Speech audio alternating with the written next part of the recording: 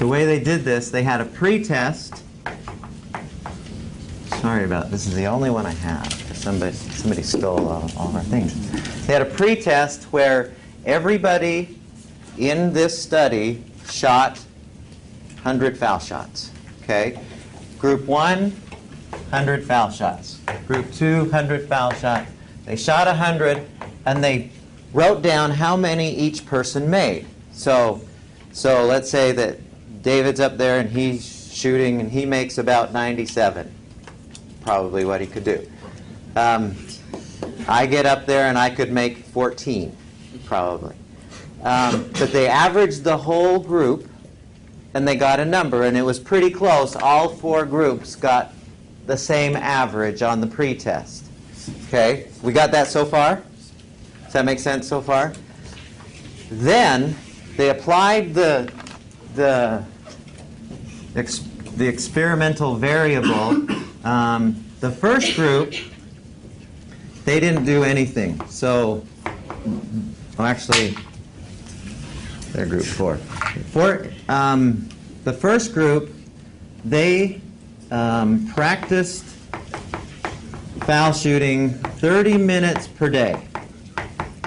So they, in other words, to picture this, so David's at the foul line and somebody's rebounding him for 30 minutes. He's practicing foul shots. Okay, trying to make as many as he can, but just getting, okay, I'm shooting foul shots. Rebound, shoot foul shots. Okay, that's how it looked. The second group, they were told to practice 15 minutes, and the other 15 minutes they were told to just visualize. So visualize for 15 minutes. So and what that would look like is they would close their eyes and they would see themselves standing at a foul line, shooting foul shots and making them. Okay, does that make sense? So 15 minutes of actually holding the ball, releasing it, rebounding, getting it, somebody's rebounding for them. And then the other 15 minutes of, okay, I'm seeing myself in my mind's eye, shooting, there it goes in, somebody rebounds. So it's all picturing it. Okay? The third group, there was no practicing, but 30 minutes of visualization. Okay, so in other words, they never touched a ball during that whole time, but they did visualize it happening. Okay, the fourth group, they didn't do anything. They were the control group, so no shooting and no visualizing. I don't know how you totally don't ever. They just told them don't do anything associated with basketball for this period of time. I think it was about 6 weeks. And then afterwards, after it was over, they had each group shoot 100 foul shots. So same as the pre-test, the post-test. So the post-test, and they wanted to see if there was a difference between the pre and the post as well as between groups. If there was a difference between this group and this group and this group and this group. And here's what they found. At least for the pre and the post, every one of the groups improved except this group. This group, actually, their score was less the second time than the first. Okay? Not very much, but it was enough for them to report it. Now, which group do you think improved the most? Group 3. I think it's group 3.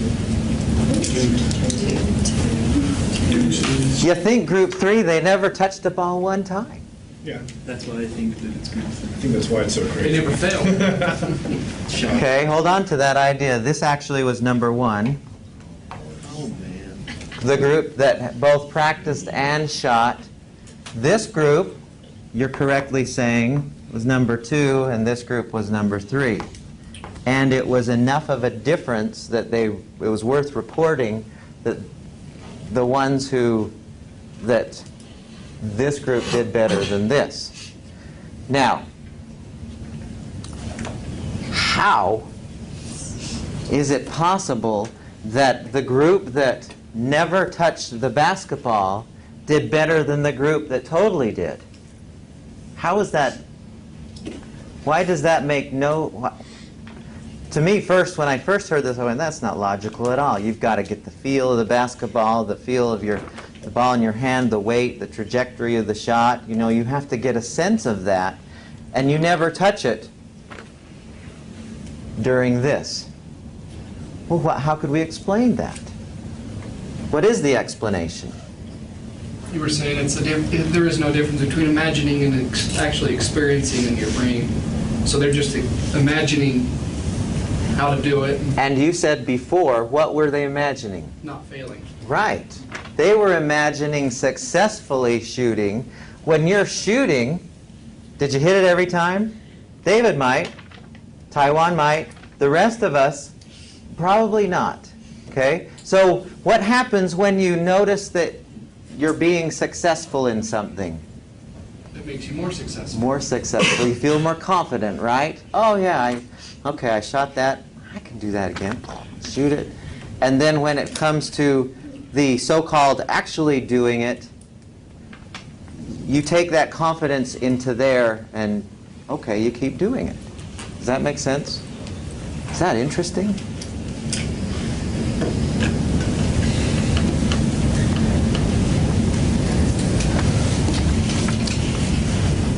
I want to try this little experiment.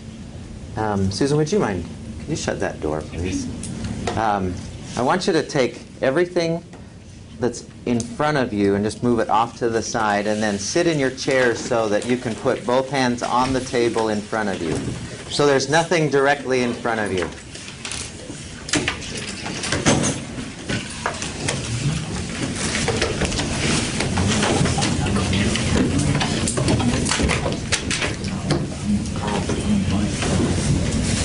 So you're going to need a little right in front of you space.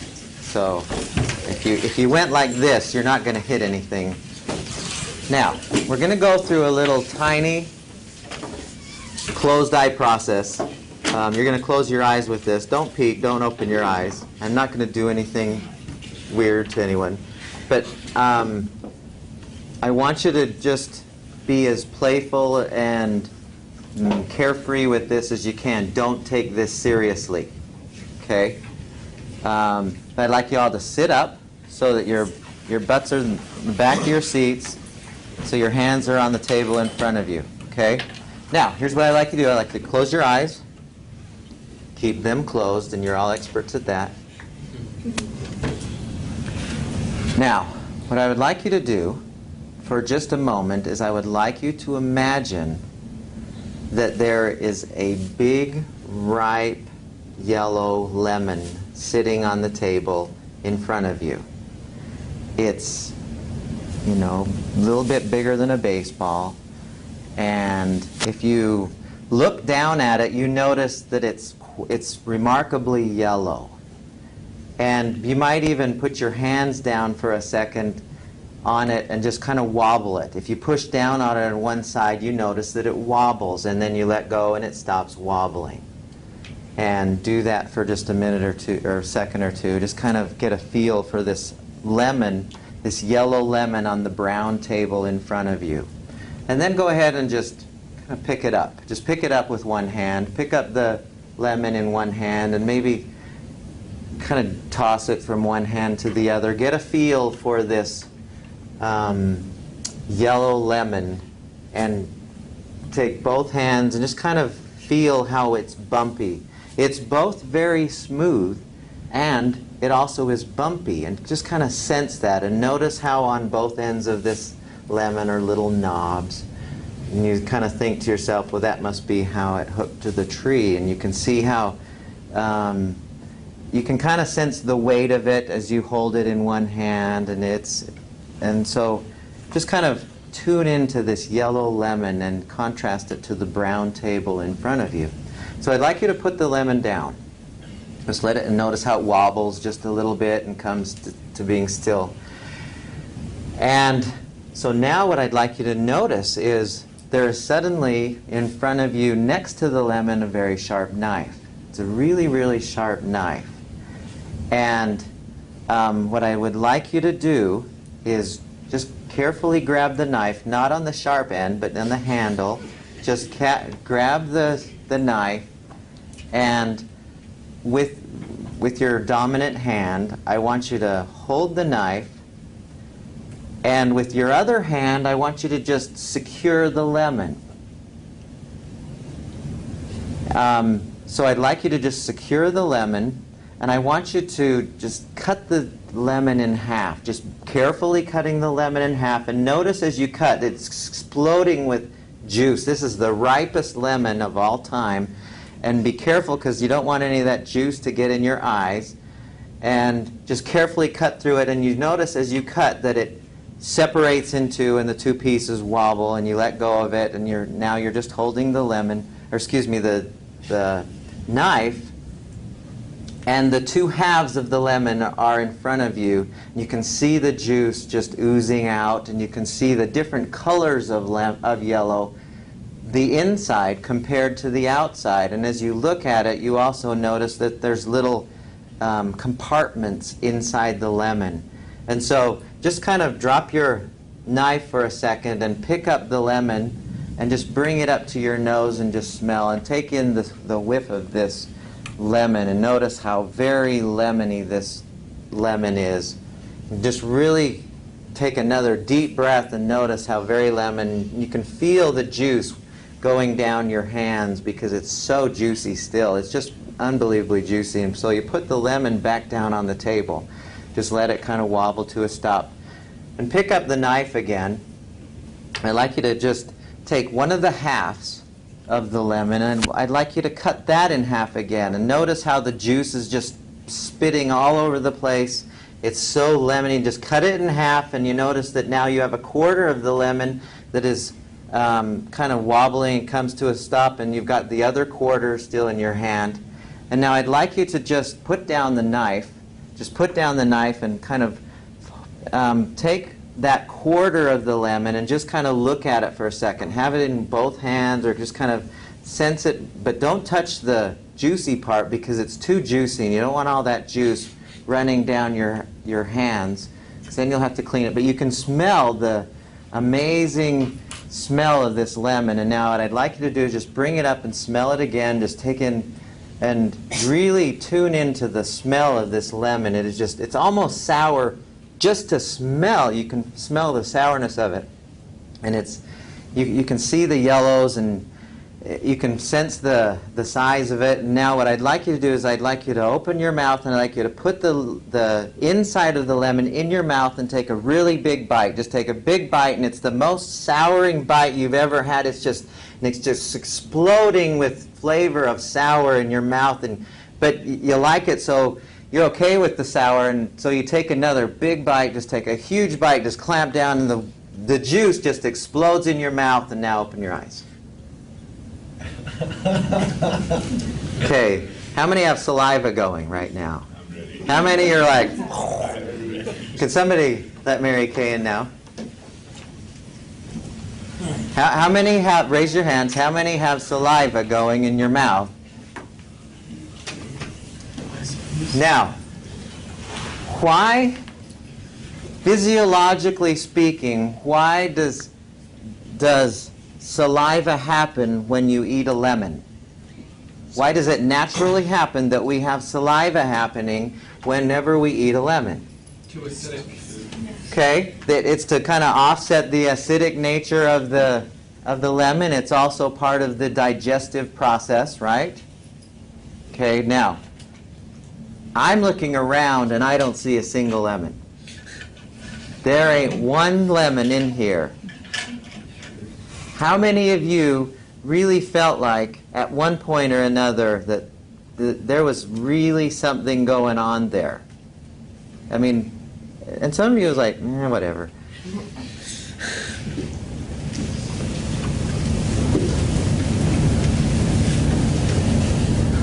Okay, next question. Has anyone in here ever been to a stage hypnotist? Wow, a lot of you. Has anyone ever gone up on the stage? 1, 2, 3, 4. The 4 of you. Okay, do you mind if I ask each of you some questions about that? Are you okay with me asking about it? Are you okay? You have too, Bobby? You've been? And Sarah, you have? I have too. You have? Okay. So, for the 4 or 5 of you, the 5 of you who went up, does anyone not know what I'm talking about when I say a stage hypnotist? We all know what that is. Okay.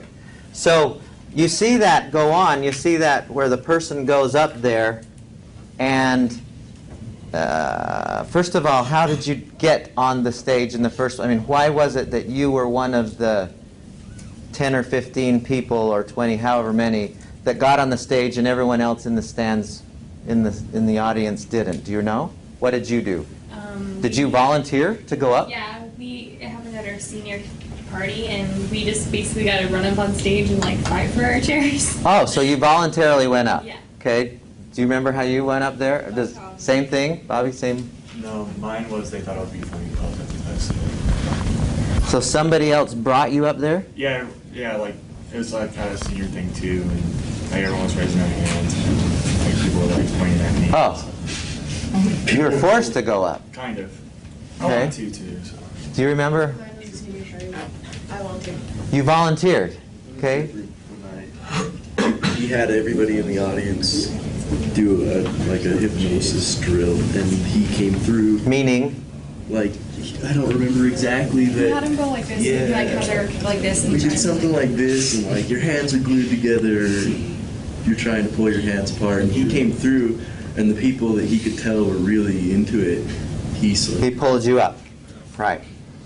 That's how it was when I was in high school, and the times that I've seen it in college. The same kind of thing where, and he did it every year. It was I don't know if it's the same guy, but one year he said, okay, he had everyone going like, okay, your hands are stuck together and there's glue, and he was kind of talking how I was doing with that lemon thing, and he says, okay, now try. You can't possibly separate your hands, and I went. But there were other people who he said, okay, the girl next to me went, I can't get my hands apart. And she said, okay, you're coming up here, right? And that's how it frequently happens, unless you volunteer, which is the other way. Now, when you were up on the stage, the 5 of you, 6 or whatever, did you do anything that you probably wouldn't normally do on a stage in front of a group of people? Absolutely. yeah. Like what? We like played butt drums to wind. Butt drums? Yeah, you like Like- turned around and you like slapped your bum, and like you were into it. Like it was like you're a legit rock star drums. On your rear end? But like everyone could see you. Like you weren't facing like this way. Like they saw your behind, and it was So that's one thing you remember? yeah. What do you remember? Yeah, I sing. You sang. I was all-star. What did you sing? I don't even remember. You don't remember? But you know you did? Well, they told me after. Oh, you don't remember it. You don't remember. Do you remember anything that you did? But you know you did stuff. Well, yeah, that's what Okay. I've seen one before, and I know that they used to be. Do you remember what you did, Bobby? No, I wasn't really hypnotized. So you were just up there for, okay, and Well, I was trying, but it just didn't. Kind of like it was just like. whatever. Okay, so, okay. Well, I was getting hypnotized. He was like doing the temperature thing where it was getting really cold and everyone was shivering and it was getting really warm. And then he said sleep, and the girl next to me took me out and I snapped out of it. She knocked you. Oh yeah, she was Boom. like on my lap and I was like, yeah. okay. Okay, so you were out of the hypnotic state, Yeah. so-called, and you're just kind of whatever now. Okay, and what? He hypnotized me into being the world's greatest gibberish rapper. Gibberish rapper. All I could speak was gibberish. Wow. And that was wild. How did that go for you? I don't remember the actual event, but they videotaped it, so... So you don't recall it, but you saw yourself? Yeah, I've been blackmailed. So there's- And when you saw that, did you go, there's no way I would It's normally absurd, do man. that? It's absolutely absurd. Yeah. Who was the other one? What do you remember what you did? I wasn't up there. Oh, you didn't go up. My experience being in the audience. Who's the other one? Was that everyone? When I saw this, and every time I've seen this, it's the most hilarious evening of the year by far. When I've seen it done on college campuses, I saw it back east when I was in school, and when I was teaching back there, and every time I would make sure that I saw it, because there's nothing so hilarious as watching somebody make a fool of themselves without realizing it. But when I was in high school, and I saw this, and I was one of those who went, whatever. Or that one year they had us, like, one hand's a brick and the other hand's a helium balloon, and we see all these people going like, I don't know. Nothing. It was a crock. I thought, they're making it up, is what I was thinking. And I thought, and so I was in this class. It was called a marketing class. Pretty much it was just bunch of us who wanted to be in this. It was a waste of a class. But anyway, we had this professor in the class. His name was Mr. Ward, and he was a hypnotherapist. He happened to be able to hypnotize people, and it was after that assembly when we got talking about this in class, and a few of us were like, that's a crock. They're making it up. Even though my best friends, people who I grew up with, and I saw them do things that there's no way that they would ever do, I still felt like they're probably acting. They're probably making it up. And so we started talking about it in class, and he happened to have been working with a couple students in the class hypnotherapeutically. Wow, that's a long word. Using hypnotherapy with them for some emotional issues they were dealing with. So he was using it for therapy. And he asked them if they would be willing to be part of a little experiment. And both of them, one's name was Paulina and the other's name was Judy. And they said, oh, sure, well, whatever. And so the first person, he said, okay, Paulina, would you mind doing this with me? Well, before that, let me go back a little. Imagine for a second, I don't have 2 chairs available, but he said, all right, I need the strongest person in the class. And there, immediately we all looked at Rick. Rick was, easily the strongest guy in the class. He was he was a fullback, and he was just a huge guy, not very bright, but he was an incredibly strong guy. And he said, all right, Rick, what we want you to do is we want you to put your heels on this chair and put your shoulders and head on this chair, suspended, in between. And we were going to time him to see how long he could stay like this, only horizontal. Can you see that? So like planking. Yes. Okay. Yeah, like planking, only without only on his back. Okay? But nothing in between. Takes a little bit of strength there. And so we timed him. So we got, all right, Rick, let's see it. And so we watched him do it. And he goes, all right. He was all tough. And he did it for 15 seconds, and he started to buckle. That's all he could do. It was 15 seconds. And then he said, all right. So Paulina, who happened to be the smallest girl in that particular class, she was just this tiny. She didn't even know where the weight room was. She was the smallest person.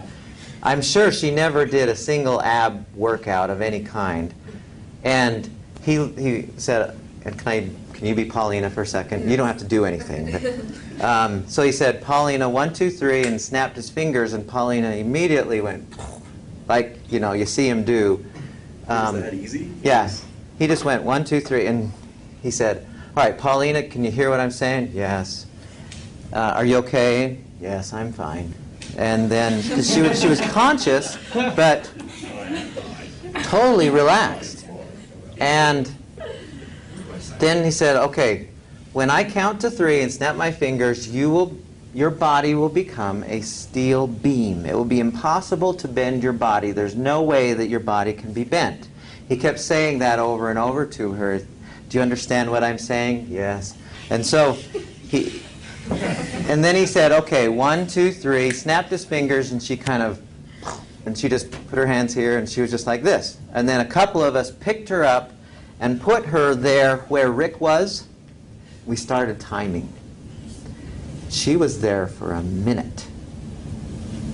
And it was like a hole in one. It was the most miraculous thing. I couldn't believe that she could possibly do that, but she just stayed there. Didn't even flinch. Now, she was in pain for days afterwards.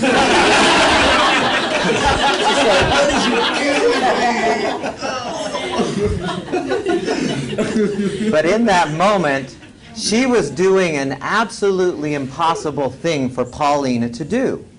And I just went, holy cow. I couldn't believe it. And then she said to Paulina, so let's pretend, or Judy, if you be Judy for a second. And I knew Judy really well. She was a really close friend of mine, lived just around the corner from me. And she was one of these people who would never draw any attention to herself. She was quite quiet and just a calm person in general. And he said, all right, Judy, 1, 2, 3. And he snapped his fingers, and she again, she collapsed on the floor. And, are you okay, Judy? Yes. And then he said to her, okay, when I count to 3 and snap my fingers, when you open your eyes, you will notice that nobody has a body. All you will be able to see are heads. Okay? And do you understand what I'm saying? Yes.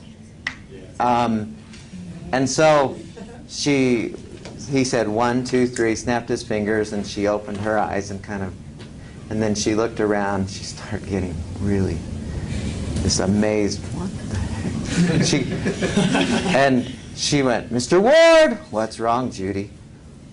I don't know. I don't see it. And so we all started getting up and walking. And she just freaked out. Her face went white as a sheet, and she ran behind this desk, and she was like, Mr. Ward, what's going on? What's wrong, Judy? I don't know, but nobody has a head. Nobody has a body. And then some kid started jumping on a table, and she was screaming at the top of her lungs. And people came down the hall. Is everything okay in here? And we all, yeah, it's fine. But and she didn't crack a smile or anything. I mean, there's no way that she, under normal situations, would have not, how do I say this? She would have given in. Yeah, she would have dropped the character, or however you say that. She wouldn't have pulled that off. And it was at that point when I said, something is going on in our minds that when you're under hypnosis, that I have to find out about. Because it was absolutely amazing that people were, and in your case, singing at the top. Would you ever normally do that? No, you wouldn't. What? That's my sister's thing. I would never do that. Yeah. And yet, you probably did it without thinking anything about it. You just barreled it out, I'm guessing. What's going on? So, No fear. Acting like a child. but how does that happen? How does that so immediately kick in that you're suddenly able to do unbelievable things or unusual, uncharacteristic things? And when I came upon a book, over the years I keep reading all these kinds of books, and there was one book I came upon that was called The Power of Your Subconscious Mind by Joseph Murphy. There was another one by Maxwell Maltz that was called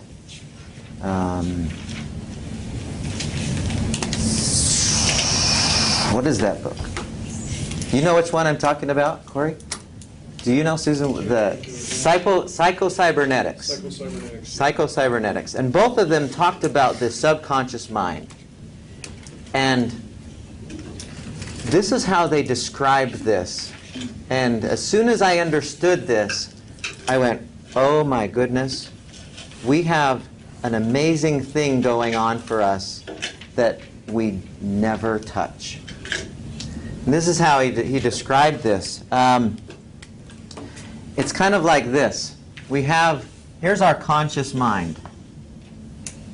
So this is our conscious mind, this little circle. And we have this much larger mind, which we'll call our subconscious mind. So here's our conscious mind, subconscious mind, okay? Now, the way this works for us, this is so fascinating.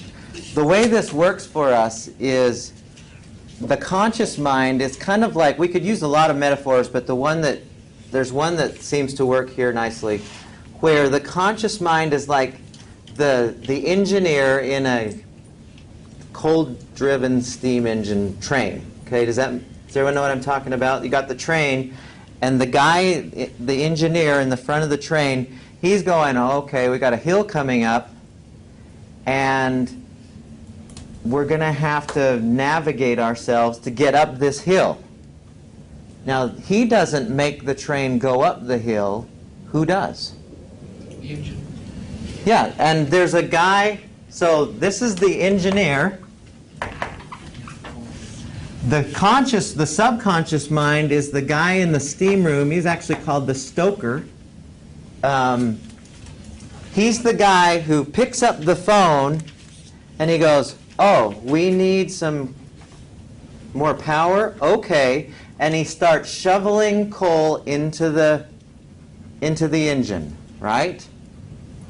He doesn't go, well, I don't think I feel like doing that right now. No, I'm not going to. He just, whatever the engineer says, he goes, oh, okay. Right? Now, the power of the train is not this guy. Again, the power of the train is this guy. We think it's this guy, but he's just directing the train. Now, here's what happens in hypnosis. Well, see, this guy, the stoker, he will do whatever he is told. It doesn't matter a bit if it's right or wrong, good or bad, moral or immoral. It doesn't make a bit of difference. It just does what the subconscious mind just does, whatever it's told. Okay, you got that? But it gets its messages from the conscious mind, which most of the time is wrong. You know, I'm going to have some problems coming up. The subconscious mind goes, oh, okay, I'll create some problems. Now, let me divert just a little bit. So what happens in hypnosis? You skip past the conscious and you go straight to the subconscious. Exactly, yeah. The conscious mind, unless you're Bobby or me, the conscious mind kind of shoots over here. You get really relaxed. You get into this hypnotic state, so-called, and that's not what we think it is. But the conscious mind moves over here, and then you have the hypnotist. Running the show. The hypnotist, he's talking directly to the subconscious mind, and the subconscious mind says, okay, whatever you tell me to do, and I start singing. Or I hold myself like this. Or I do anything. I've seen people who, under hypnosis, totally, that would never do it under normal circumstances, completely disrobe. Disrobe? Yeah. What does that mean? Take their clothes off. Get on your birthday. And what he did is he said to the person, to the subconscious mind, okay, it's really, really hot right now, and you're at the beach. There's nobody else around. So it's believing whatever it's told. There's nobody else around, and you're hot. So go ahead and take take some of that clothes off because you want to be a little cooler. And, okay, only it's okay. The subconscious mind does whatever it's told to do. How many in here, this is kind of going off to the side a little, how many in here are bad at math? Hello. How many in here knew at 3 years old that you were bad at math? That is a lie. You weren't thinking about math when you were 3. There's no way. At some point, you decided that you're bad at math, and since you kept saying it over and over again, your subconscious mind went, oh, okay, I'm going to be bad at math. How many in here are shy? You're not going to admit it. Too shy. Is there such a thing as shy genes? No. At some point, nobody is by nature shy. And so you're going, you should see me. I am. But no, at some point you have decided, you have let your conscious mind, which is the director, take you in that shy direction, and your subconscious mind does whatever it's told. And if your dominant thought is I'm shy, if you say it over and over and over, your subconscious mind goes, okay, we will make shy choices now, because that's what you're telling me to do. Does that make sense? You totally create your experience by your dominant thoughts that end up in your subconscious mind that is your reality, that creates your reality. Of that, I'm absolutely certain. Now, we go into that in a lot more depth in the other class. But in this class, what does this have to do with stress? We've told ourselves to be stressed Okay, in certain situations. okay, be a little more specific. What do you mean? Like, I have homework, but I have too much stuff going on, so I'm just going to zone out and not do any of it, and then it makes more stress. Okay. How does that relate to this? You've told yourself that it's stressful instead of it's, not going to be bad. I finished my homework, I'm going to be fine. But instead you're like, oh, homework. So Okay. homework's become the stressor. Your dominant thoughts, really get this down in your heads. Your dominant thoughts create your reality. And if your dominant thought is, I hate this, if your dominant thought is, bad things are going to happen, your subconscious mind doesn't know good or bad, right or wrong, evil or, what's the opposite? Good. It does not know. It just, whatever you consistently tell it, it's going to go, oh, okay. So if you're telling me bad things are going to happen, then I will create a physiology that goes along with bad things happening. Julie, can you prevent yourself from getting sick? Say that again? Can you prevent yourself from getting sick? Absolutely.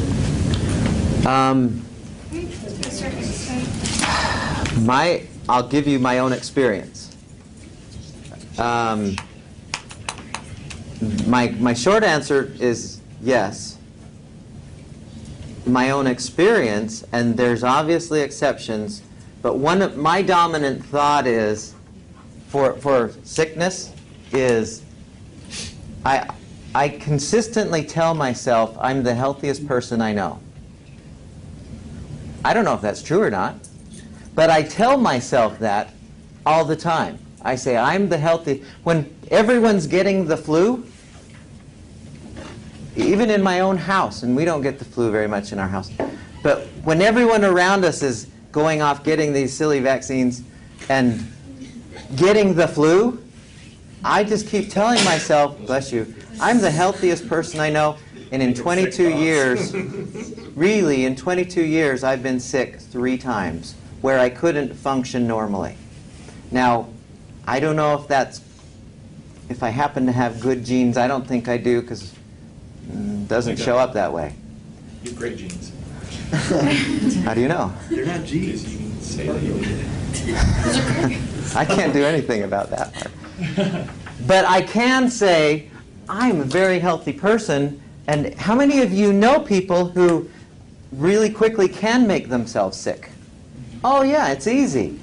Oh, I know I'm sick. I know I'm sick. And your subconscious mind goes, okay, whatever you ask for, here comes the sick. Or stressed, or worried, or jealous, or whatever emotion we have, our subconscious mind is always listening. This is not small stuff. Is it like when you call into work sick, like, oh, I feel so bad right now, can't come in, and then you actually turn up being sick a few minutes Yeah. later? Take a 6 day and Anyone actually ever get done sick. that? So how, Nobody does that. so how can you apply that to something practical? Say that again. How do we apply that to something practical, like studying for a test or doing well in school? So I would say, you know, it has to do with our self-talk, and this is kind of down the road a bit in the other class, but whatever you consistently say to yourself, so if I were struggling in school, the first thing I would say to myself if I wanted my subconscious mind in the act is I would say, I can handle this. And I would say it every single day, every moment that a thought, that a doubtful thought comes into my mind, I would say, I can handle this. This is easy for me. And at first it might seem like a lie. But I can't do that. But as you say it more and more and more, your subconscious will go, okay, whatever you're telling me, I don't know anything about the reality of math, but I'm going to make it so you can learn it. Because you're telling me you can. Or shy, or, you know, any emotion. I was talking to a coworker about this the other day because we're both married and we both have kids. And we talk about our husbands, and she's always saying, my husband's like retarded, he's such an idiot, he doesn't do this, he doesn't do that. That's brutal. Yeah. Cow. And mine's like the opposite. I'm like, oh, my husband's the best. I love him. He always does things without being asked. It's just, he's a great dad. And then when we have other conversations, we'll talk about the things they do. They do the exact same things. Like, he always leaves his laundry on the floor. He always leaves the lights on, you know. Like, I complain about the exact same things that she complains about, but she constantly thinks about things that he falls short on. And I always think, oh, I'm so glad my husband doesn't act like that. He doesn't do this. I'm glad he does do this. And that's what I focus on. And it's like our marriages are totally different because of it, even though we complain about the same thing. Yes. And your dominant thoughts, get this. Your dominant thoughts are what will expand. And if her dominant thought is, well, he's just a, you know, he's a jerk of a guy, and she keeps thinking that, that will continue to be her experience. That is why I love that levels of responding chart. Back then when we had the resistance, the below the line, and then gratitude, discovery, acceptance, whatever you focus on, you will have more of. Really. I mean, we wonder why we have such sucky lives. We wonder why things don't work out for us. We wonder why we're never happy. It amazes me how unhappy people want to be. And all we have to do is change this power in us to create better experiences.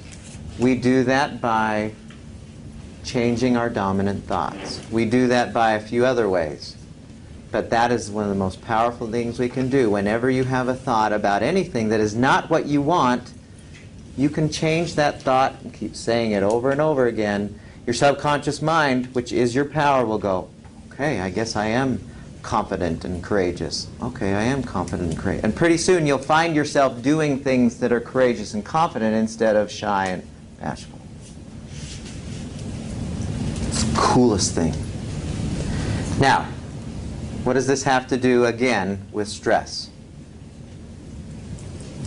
We'll come back to this part. What does this have to do with stress?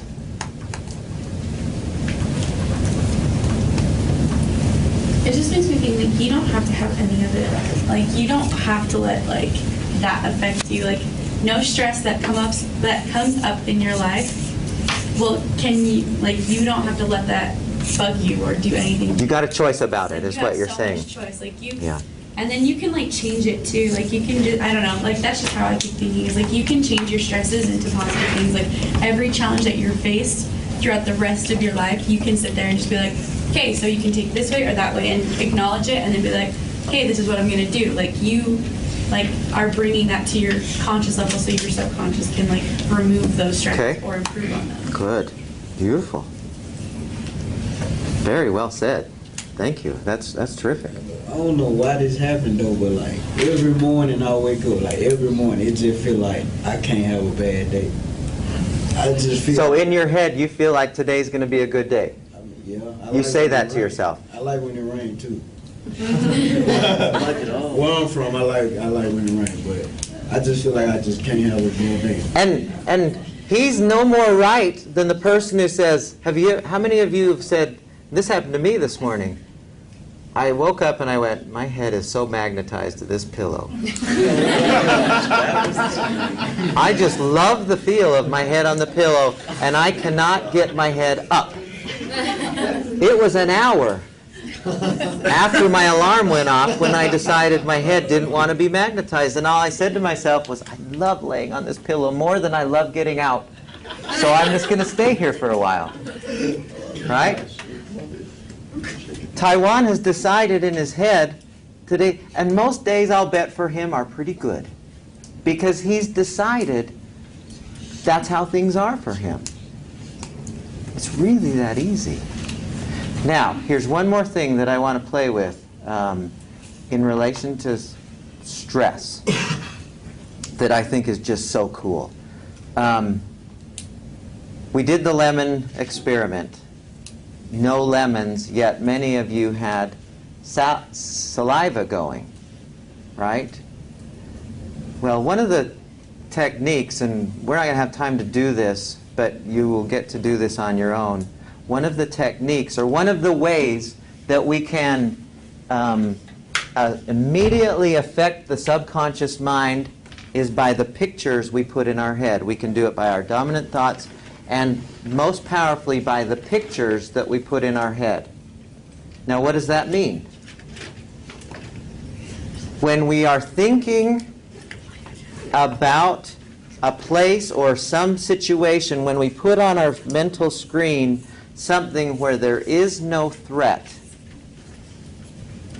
our body, remember the MIT study, doesn't know if we think about it or we're actually experiencing it. It's the same to our brain. So, if we put ourselves on a beach, and you like the beach, in your mind, if you put yourself there and you experience it in your mind's eye, on your mental screen, your body thinks you're there. And it will create the physiology that goes with you being on the beach. If you love being in the mountains, and you picture yourself in your mind in the mountains. We do this all the time, daydreaming. I think it's a very natural thing. But when we picture ourselves in the mountains and we get as many senses involved, we can be very mindful in our minds, in our mind's eye. So we picture ourselves, we sense the wind, gently ruffling through the trees and gently blowing against our face, and the warm sun, and we picture all of these things. We imagine it. Our body doesn't know the difference, so it goes, oh, you must be at the beach, or you must be in the mountains right now. Okay, when we're in the mountains and we're safe, then this is how I am. We get relaxation. It's the same exact thing as when you worry about something and find yourself stressing out about it. It's the same thing, only we're trying to create the positive one that will result in the physiology that's not stressed. Does that make sense to everyone? So the way we do this, the most powerful way that we can do this is what we call guided imagery, where, and we've set up some actual exercises that you'll do that when you do it, you'll be essentially being hypnotized. I mean, that's essentially it. All of these exercises, you're pretty close to the same hypnotic state as the hypnotist. It's pretty darn close.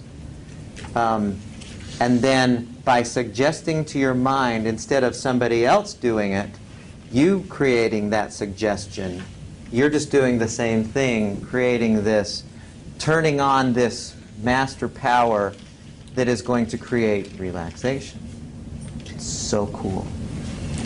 When I first learned this, I instantly fell in love with it because I thought, wow, I have another tool that whenever I'm stressed, I can just think, and I've got places where I go in my mind, and I know as soon as I'm there, my body knows, okay, we're good, we're relaxed, we're comfortable, we're confident, we feel good here. You have that power.